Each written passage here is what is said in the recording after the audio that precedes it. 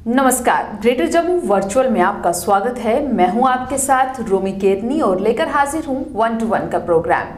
जी हाँ, इस 1 to 1 programme में हम आपको किसी ऐसी शख्सियत से मिलाते हैं और उनसे कई जम्मू के जुड़े हुए जो सवाल हैं उनके जवाब जानने की कोशिश करते हैं। और आज जो हमारे साथ जुड़े हैं, आपको बता दूं कि एक जाने माने पॉलिटिकल लीडर हैं और जम्मू की आवाज़ जो है, अगर हम देखें तो जम्मू की आवाज़ उठाते हुए नजर आते हैं, जम्मू के मुद्दों पर बातचीत करते हुए नजर आते हैं। नगरोटा कॉन्स्टिट्यूएंसी की बात करें तो वहाँ से ये एमएलए रह चुके हैं और इसके साथ साथ ही नेशनल कॉन्फ्रेंस के जो प्रोविंशियल प्रेसिडेंट हैं वो भी हैं। तो चलिए, मैं बात कर रही हूँ देवेंद्र सिंह राणा जी की। उनसे बातचीत करते हैं और जानते हैं जम्मू से जुड़े कुछ मुद्दों के बारे में। सर, सबसे पहले तो 1 to 1 में आपका स्वागत है। धन्यवाद। सर, मेरा जो पहला सवाल है वो अगर देखा जाए तो 2019 5 अगस्त जब 2019 को 35 से और 370 को हटा दिया गया था, उसके बाद अब 1 साल हो चुका है। जम्मू कश्मीर के मुद्दों की बात हो रही है, जम्मू कश्मीर के कहते हैं कि विकास की बात होगी।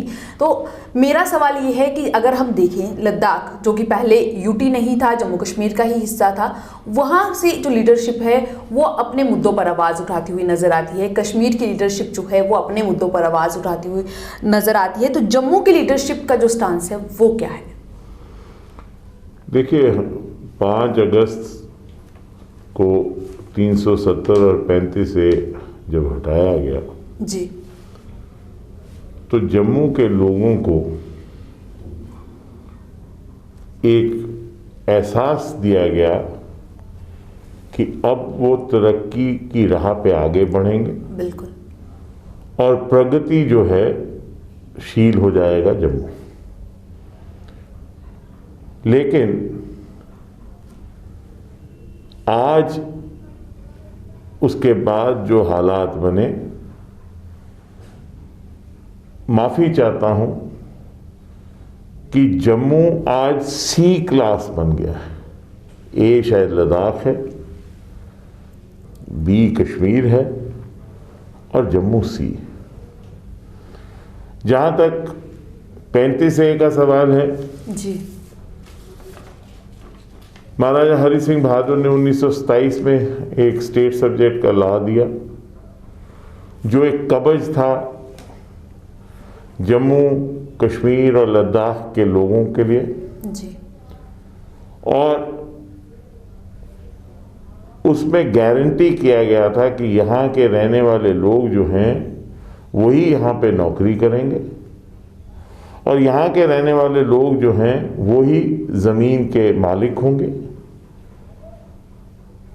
उस वक़्त ये कहा गया कि वाल्मीकियों को, गोरखा समुदाय को और महिलाओं को इसमें संरक्षण नहीं है, इसमें उनको उनके लिए रिजर्वेशन नहीं है, उनके लिए उनको वो स्टेट सब्जेक्ट नहीं है।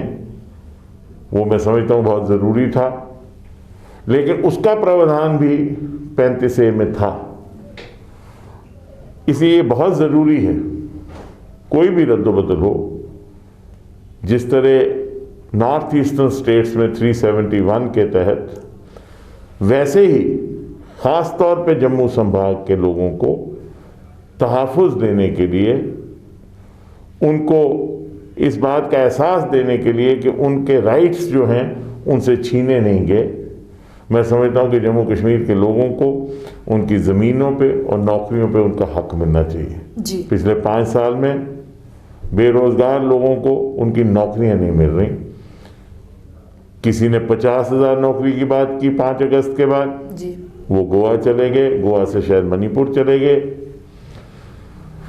दूसरे लेफ्टिनेंट गवर्नर आए तो उन्होंने 1 लाख नौकरियों की बात की 5 अगस्त के बाद, मुर्मू साहब ने, वो CAG चले गए। जी, और अब फिर 50,000 नौकरियों की बात हुई है, तो कुल मिला के 2 लाख नौकरियों की बात हो रही है। जी, लेकिन नौकरियां मिली नहीं। और उससे पहले जो PDP और भाजपा की सरकार थी, उस दौरान भी कोई नौकरियां नहीं मिली। तो कुल मिला के 5 साल के इस अरसे में नौकरियां भी नहीं मिली। जी, तो जो जम्मू के लोग हैं, आज जम्मू के लोग ये मजबूर हो गए हैं ये पूछने के लिए कि भाई हमारा क्या कसूर है।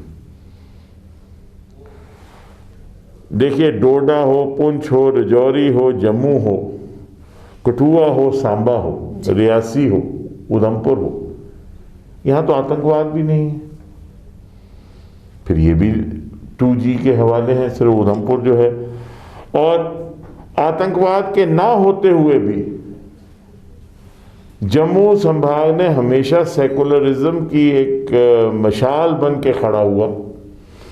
और जिस वक्त टेररिज्म पीक में था तो जम्मू जो था वो उसने भारत का झंडा मजबूती से खड़ा रखा। तो फिर आज जम्मू के साथ ये भेदभाव क्यों? जम्मू को क्यों नहीं तरजीह दी जाती है? जम्मू के अपने मसले, उस पर कोई बात नहीं करता। मकसद आपने पूछा लीडरशिप बट गई है। जम्मू की परेशानी है, हिंदू और मुसलमान की लड़ाई में बट गए हैं।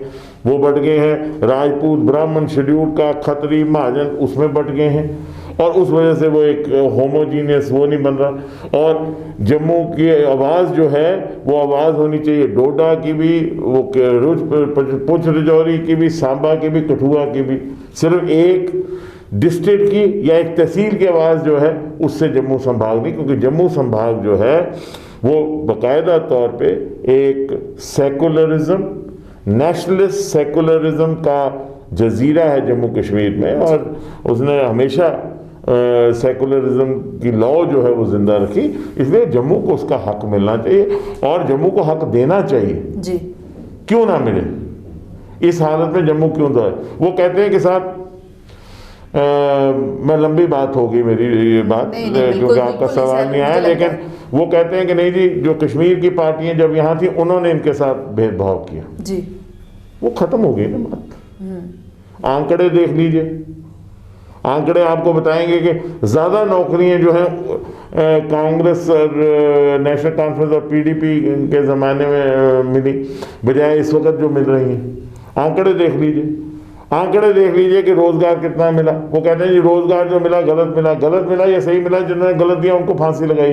लेकिन जो कैजुअल लेबर है, जो आपका रैबरे खेल वाला है, जो आपका रैबरे तालीम वाला है, जो होम गार्ड है, उसको जस्टिस दीजिए। अगर किसी ने गलत लगाया, जिसने गलत लगाया, जो पॉलिटिकल पार्टी थी, जो पॉलिटिकल एग्जेक्टिव था, उनको आप फांसी दी, लेकिन उन गरीबों को तो ना मारिए। PHE का मसला देख लीजिए। PHE के कैजुअल लेबर आज आपके जमीन पे खड़े हैं, बिल्कुल रोज एहतजाज करते हैं। जब आप उनसे बात करें तो महकमा कहता है इनकी जरूरत ही नहीं। अगर जरूरत नहीं है, जब पानी नहीं होता वो कहते हैं स्ट्राइक है। अगर स्ट्राइक उनकी वजह से पानी नहीं आ रहा तो इसको उनकी जरूरत, यही पीढ़ी। तो मेरा कहने का मतलब कुल मिला के जम्मू को उसका हक मिलना चाहिए। और वक्त आ गया है कि जम्मू की जितनी लीडरशिप है जी। किसी भी पार्टी के साथ ताल्लुक़ रखती हो, किसी भी वर्ग से ताल्लुक़ रखती हो, उसको अपने पॉलिटिकल बाउंड्रीज़ को, अपनी सोशल बाउंड्रीज़ को, अपनी रिलीजियस बाउंड्रीज़ को तोड़ के इकट्ठे होकर, जहाँ तक जम्मू के काज का सवाल है, सबको इकट्ठे एक आवाज़ उठानी चाहिए ताकि जम्मू का भला हो। नहीं तो जम्मू का जो है वो बिखरी बिखरी आवाज़ें आएंगी, उससे फिर जम्मू को नुकसान हो। बिल्कुल सही सर आपने कहा। और दूसरा सवाल अगर बात करें तो जैसे रिसेंटली होम मिनिस्ट्री की तरफ से भी एक बड़ा बयान आया कि जम्मू कश्मीर का जो स्टेटहुड है वो रिस्टोर कर दिया जाएगा जल्द ही। उस पर आप क्या कहेंगे? क्योंकि 370 के हटने के बाद तो कहीं ना कहीं स्टेटहुड की मांग सभी ने की कि दोबारा से जो है स्टेटहुड जो है वापस दे देने चाहिए। अब ये बयान जो है होम मिनिस्टर की तरफ से भी आया, उस पर क्या कहेंगे? हर आदमी हताश है इस बात से। मैं समझता हूँ BJP जिनका बेडरॉक ऑफ फिलॉसफी था, एक निशान, एक विधान, एक प्रधान, उनका भी काडर इस बात से हताश होगा। जम्मू कश्मीर एक भारत का बहुत मजबूत राज्य था। और महाराजा गुलाब सिंह जी ने जब ये स्टेट का गठन शुरू किया, जनरल जोरावर सिंह जी की क़यादत में हम तिब्बत तक पहुँचे। हमारी बाउंड्रीज जो थी वो तिब्बत तक थी, गिलगित तक थी। हम टूटते टूटते, काटते पीटते, कुछ हिस्सा पाकिस्तान के पास चला गया, कुछ हिस्सा चाइना के पास चला गया। और हमारे पास जो हमारा हिस्सा था जम्मू कश्मीर लद्दाख, वो एक ऐसा गुलदस्ता था जिसमें बौद्धी भी थे, जिसमें मुसलमान भी, हिंदू भी, सिख भी, ईसाई भी। और उस गुलदस्ते में की खूबसूरती ये थी कि एक मिनी इंडिया था, हर किस्म का माहौल, हर किस्म का मौसम और एक खूबसूरत स्टेट। बीच में कुछ एलिमेंट्स होंगे जिनकी वजह से टेररिज्म आया, कुछ आया, लेकिन उसकी वजह से सबको क्यों नुकसान दिया जाए? टेररिज्म जो है उससे जंग लड़नी चाहिए। टेररिज्म का कोई भी सिविलाइज्ड सोसाइटी में मकाम नहीं है, उसको उसके साथ जंग लड़ी, लेकिन उसके लिए बाकी सबको क्यों आप तंग कर रहे हैं? आपने स्टेट से हमें यूटी बना दिया जी। अभी आप हमें ये समझिए कि इमोशनल जिसे कहते हैं ना हर्ट होता है जी। आप कहीं चले जाइए, कम से कम मैं अपने आप में समझता हूँ मेरे में एहसास से कमतरी हो गई है। मैं अपने आप को कहता हूँ मैं जम्मू कश्मीर से आया हूँ, मेरे मुंह से आज नहीं निकलता कि मैं जम्मू कश्मीर यूटी से आया हूँ, शायद आपके मुंह से भी नहीं निकलेगा। आप इतनी खूबसूरत बड़ी स्टेट जो ताज है भारत का, उसको आपने स्टेट से 2 यूटी में बना दिया, और 2 यूटी में बना के हमें कहा कि जम्मू वालों को तो उन्होंने ये कह दिया कि भैया यूटी में भी आप पीटी बन जाइए, पिछली टेरिटरी। हम हो गए पीटी, पहले स्टेट थी, स्टेट से यूटी, यूटी से पीटी, हम जम्मू वाले तो पीटी हो गए, पिछली टेरिटरी। बिल्कुल। सर, अगला सवाल अगर देखा जाए तो डीलिमिटेशन कमीशन जो है वो कॉन्स्टिट्यूट किया गया है, उसके साथ साथ जो खबरें आई पिछले दिनों की दिल्ली में वो जो ऑफिस है वो भी उनका तैयार कर दिया गया है, अलॉट कर दिया गया है। पूरी एक्सरसाइज जो है पर सिर्फ ऑफिसेज बने हैं, क्या लगता है कि ये पूरी एक्सरसाइज होगी या सिर्फ ये भी एक आई वॉश के तौर पर ही काम करेगा? देखिए, डीलिमिटेशन का पहले मैं ये वाजे कर दूं कि ये एक तासुर दिया जाता है कि डीलिमिटेशन उस वक्त फ्रीज की गई, नेशनल कॉन्फ्रेंस ने फ्रीज की, वो गलत है। उस वक्त पार्लियामेंट ने एक फैसला किया कि 2026 तक डीलिमिटेशन नहीं होगी जी। वाजपेयी साहब उस वक्त प्रधानमंत्री थे जी। और उसके चलते जम्मू कश्मीर की असेंबली ने भी वही फैसला जो है वो इम्प्लीमेंट किया। सो ये कहना कि 2026 तक फ्रीज की गई, क्योंकि कुछ लोग कहते हैं कि ये एक डिज़ाइन था डेमोग्राफी का, ऐसा कोई डिज़ाइन नहीं था। ये अगर डिज़ाइन था तो ये वाजपेयी सरकार का था, क्योंकि पूरे हिंदुस्तान में 2026 में ये डीलिमिटेशन होगी। हैविंग सेड दैट, वो 2026 में डीलिमिटेशन होनी है, लेकिन अगर आप इन्होंने ये कहा कि हमने नया गठन किया, हमने यूटी बनाई और हमने स्टेट को कार्व आउट किया, तो हम इसको डीलिमिटेशन करके सीटें कुछ बढ़ाएंगे, कोई हद नहीं। डीलिमिटेशन एक्सरसाइज एक कॉन्स्टिट्यूशनल प्रोविजन के साथ होती है। 2011 के सेंसस के ऊपर ये डीलिमिटेशन होनी, वो नोटिफिकेशन आई है। लेकिन डीलिमिटेशन एक सुप्रीम कोर्ट की जज साहिबा कर रही है, मुझे पूरा यकीन है कि वो जो भी करेंगे एक इंसाफ के साथ और शाफ गोई के साथ करेंगे। लेकिन उनके यहाँ तशरीफ लाने से पहले, डीलिमिटेशन कमीशन के दफ्तर शुरू होने से पहले जो बयानबाजी मेरे साथियों ने यहाँ की बीजेपी के, मैं समझता हूँ बहुत अनफॉर्चुनेट है। और किसी ने कहा जी ये सीट काट देंगे, ये बढ़ा देंगे, इस डिस्ट्रिक्ट में ये कर देंगे, इसको रिजर्व कर देंगे, इसको वो कर देंगे, वहाँ से इतनी सीटें करेंगे, वहाँ, ये बयान है, ये मेरे नहीं है, ये बयान है। मैं समझता हूँ वो करें जो करना चाहते हैं, डीलिमिटेशन में जो करना चाहते हैं वो तोड़ें, वो रिजर्व करें, किसको हराना है, किसको जिताना है वो करें, करते हैं। कांग्रेस वालों ने भी किया था, पंडित मंगतराम जी चुपचाप कर देते थे, पता ही नहीं लगता था। ये बेचारे जो हैं नौसिखे हैं, ये रोज ऐलान कर रहे हैं हमने ये करना है, हमने नगरोटा रिजर्व कराना, हमने विजयपुर रिजर्व कराना, हमने ये कर देना, हमने काट देना है, वो करें। लेकिन एक बात याद रखें,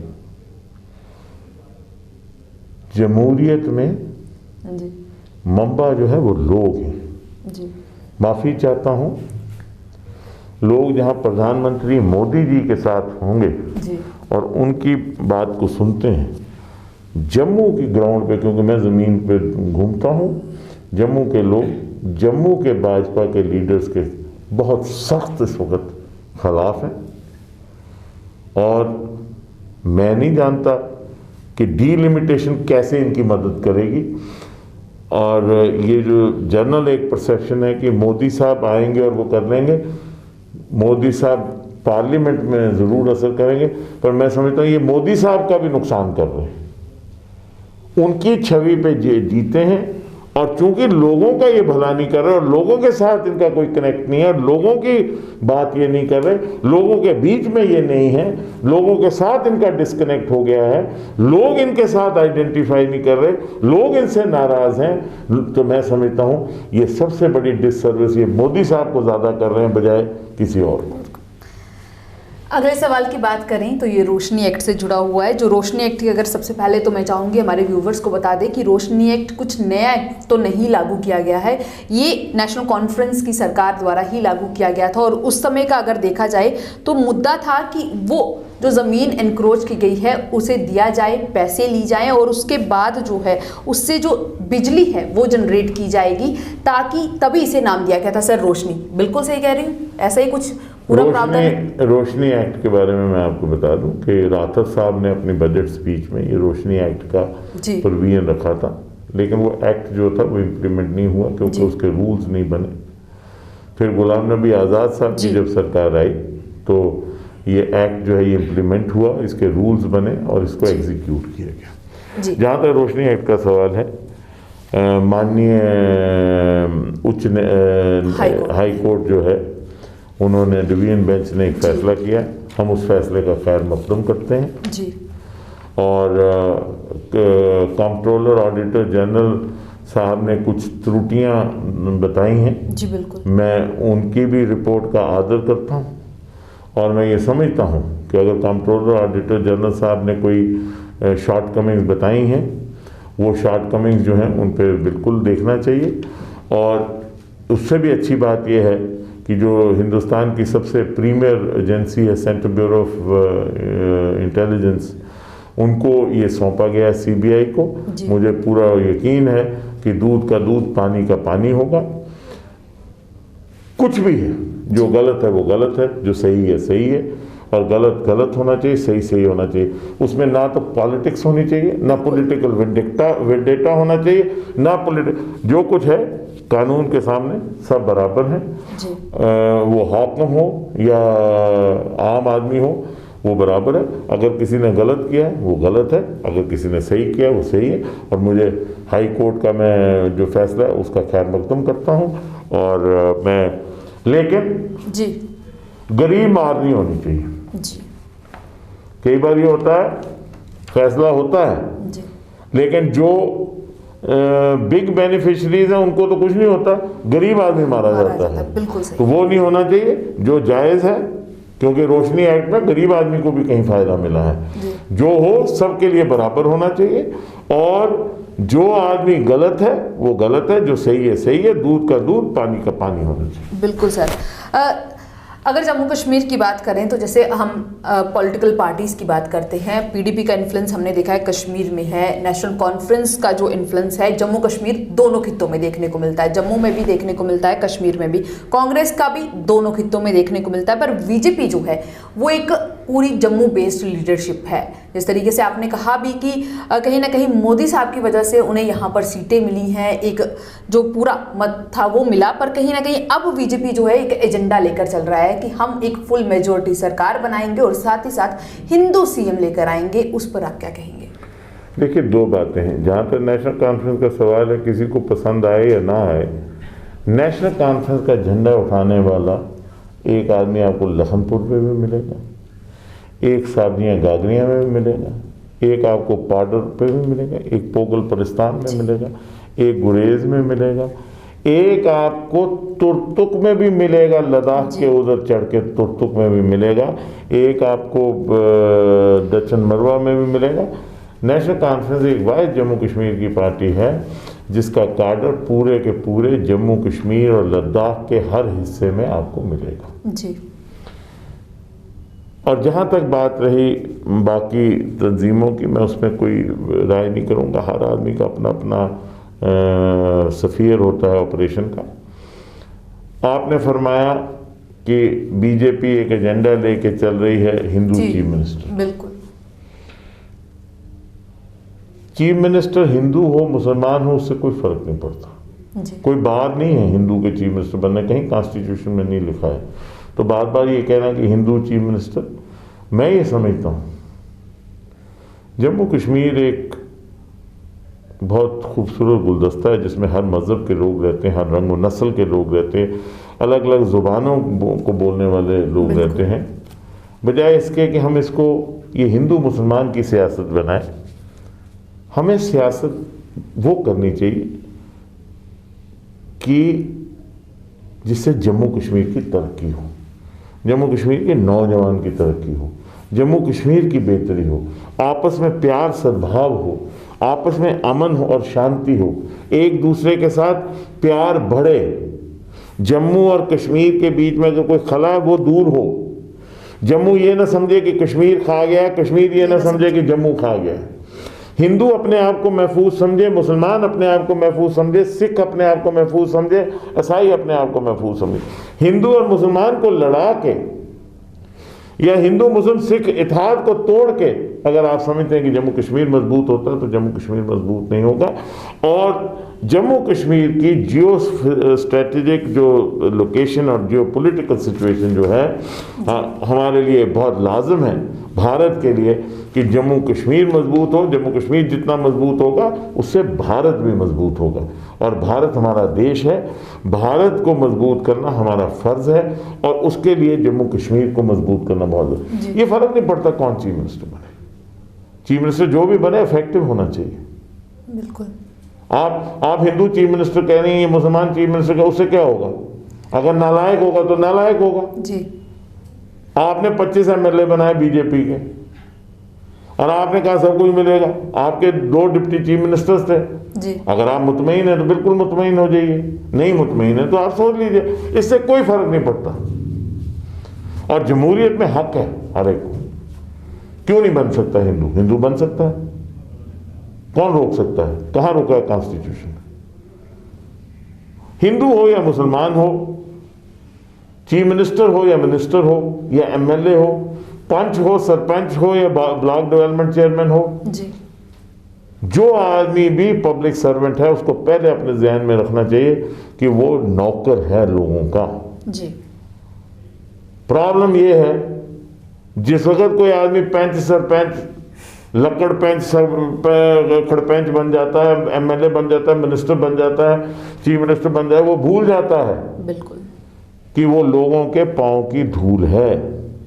जिस अगर ये याद रखेगा कि मैं पांव की धूल हूं और लोगों की सेवा करेगा और अपने आप को उनके पांव के थले रुंधने के लिए तैयार होगा और जिसको अपना जाती इंटरेस्ट नहीं होगा, वो आदमी जो है वो आपको देखना पड़ेंगे, वो लोग होने चाहिए, अच्छे लोग लाने चाहिए। और जिस वक्त फैसला लोग करें, जमहूरियत में फैसला लोगों ने करना है। जब भी लोग फैसला करते हैं लोग जज्बाती हो जाते हैं। माना ये और किशो नहीं है जम्मू की तेज करना, बस इसे बस रगड़ दो भाई, रगड़ो, लेकिन रगड़ो कुछ हिसाब करने रगड़ो लेकिन अपना भी बचाव हो जाए। इन्हें ऐसा रगड़ो कि बिल्कुल ही साड़ा काम मुक्की है। जेड़ा हूँ इस बारी रगड़ा चाढ़िया पिछली बारी 25 बनाए तो साढ़े वाला काम बिल्कुल ही तमाम हुई है। बिल्कुल। सो मेरा कहने का, और ये भी कोई जरूरी नहीं है बार बार कहो जी नेशनल कॉन्फ्रेंस ने ये किया जी, कांग्रेस ने ये किया। देखिए जी वो खत्म हो गई ना कहानी जी। 2014 में नेशनल कॉन्फ्रेंस को भी बिठा दिया लोगों ने, पीडीपी को भी बिठा दिया, उसको कांग्रेस को भी बिठा दिया, पीडीपी और आपकी सरकार बना दी जी। तो उसके बाद आपने ही उसके बाद चीफ मिनिस्ट्री की, फिर उसको कहा ये एंटी नेशनल, इसको पीएसए लगा दो, 3 साल उसको चीफ मिनिस्टर बनाए। तो ये सारे फैसले करके अपने आप में क्लैरिटी लाइए, अपने एजेंडा में क्लैरिटी लाइए। ये हिंदू मुसलमान की सियासत मत करिए। ना हिंदू समझे वो खतरे में, ना मुसलमान समझे खतरे में। मैं हिंदू हूं, मुझे गर्व होना चाहिए मैं हिंदू हूं, लेकिन मैं मुसलमान से भी मोहब्बत करूं। मैं हिंदू हूं, मुझे गर्व होना चाहिए मैं हिंदू हूं, लेकिन मैं एक सिख से भी मोहब्बत करूं। मैं हिंदू हूं, मुझे गर्व होना चाहिए मैं हिंदू हूं, लेकिन मैं एक ईसाई से भी मोहब्बत करूं। मोहब्बत जो है इंसान की इंसान के साथ होनी चाहिए, ना केवल उसको ये मजहब शजब की लड़ाई। और ये सियासत नहीं, सियासत जोड़ने के लिए होनी चाहिए, तोड़ने के लिए नहीं होनी। Divisive politics is a dangerous politics and should not be encouraged. बहुत बहुत शुक्रिया सर हमारे साथ जुड़ने के लिए, हमारे इस 1-to-1 प्रोग्राम का हिस्सा बनने के लिए। और आज हमारे इस प्रोग्राम में जुड़े थे देवेंद्र सिंह राणा जी, जिनसे हमने बातचीत की। जम्मू से जुड़े कई सवाल थे, उनके जवाब भी लिए और उम्मीद करते हैं कि आपको भी ये एपिसोड ज़रूर पसंद आया होगा। तो बने रहें ग्रेटर जम्मू वर्चुअल के साथ।